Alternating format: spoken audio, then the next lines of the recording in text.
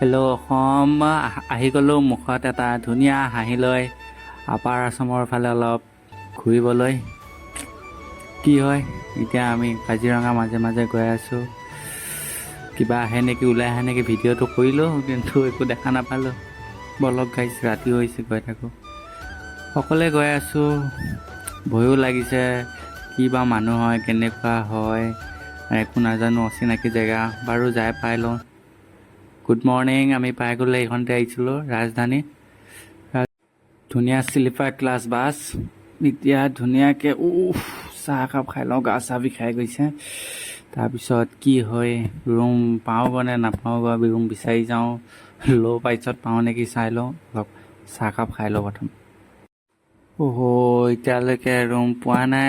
পাইছোঁ যদিও বাজেটৰ খুজিছোঁ, কিন্তু মিলা নাই প্ৰাইচৰ সৈতে।